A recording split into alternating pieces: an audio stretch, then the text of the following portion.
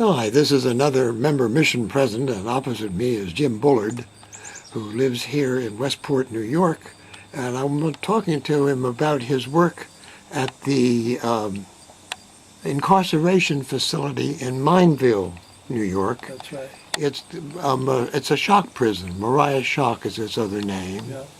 And that means it's run like a boot camp. It's a 6-month term, and if the participants A, they have to qualify, and B, when they finish, they go straight on parole. Yeah. Yeah. Okay, now a bit about the class, the group. How many do you have? At the moment, I have 2 students. And how often do you meet? Once a week for 3 hours. And what you teach, who selects it, you or some course? It depends a little on the level of the group as far as English is concerned, but we select from the library in the facility suitable level Spanish or English language texts. And that, I didn't cite this, it is English as a second language. Yes, That's your underlying objective, yeah. And it's almost exclusively with Latinos. All right. Okay. Now, how do you see that these sessions, what do you see them doing for the inmates? To begin with, they want to learn very, very much, badly, however you want to say it. They concentrate and they get results, and it's perhaps a unique experience for them. Mm-hmm. And I think you mentioned one point they talk more easily with their English-speaking inmates. Oh yes, yeah.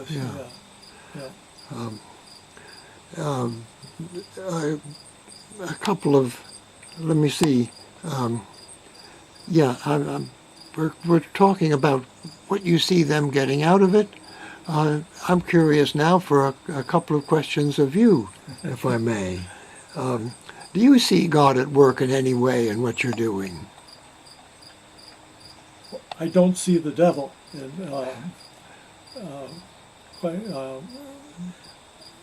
theological questions.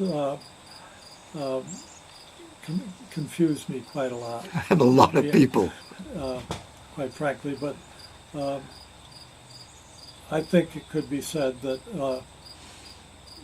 it's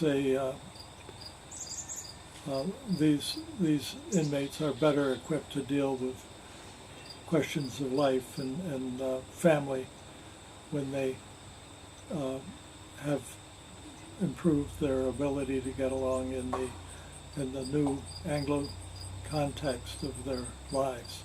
How important, Jim? How important? This is a member mission project, as I said, Yeah.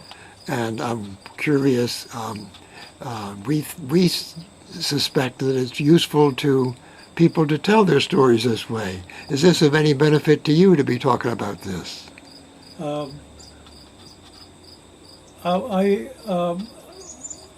I get sufficient satisfaction out of watching. I may have to illustrate with a story.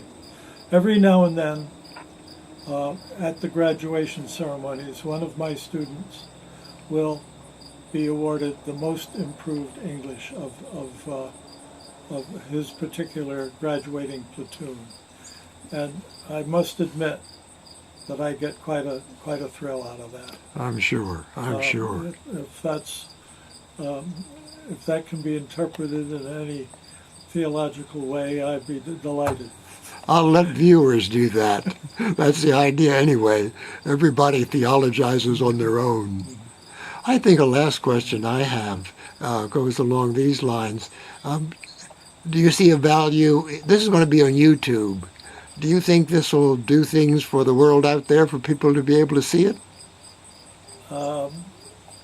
We could always use more volunteers in these.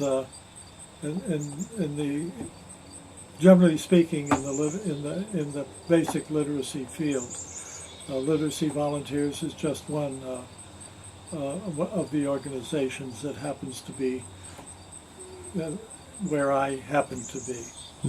Oh, and as I recall, were you saying at one point that recidivism seems to be lower among the inmates that have been able to participate in one of these literacy programs? Our understanding is, unofficially, that the inmates who have graduated and who have gone on parole and who have been in contact with one or more of us volunteers have a lower recidivism rate than any other single group in the of parolees in New York State.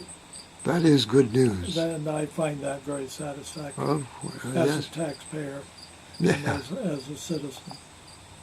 Well, Jim, thank you for this. I've been excited ever since I first heard you talk about it. So thank you again, and peace and power. Thank you.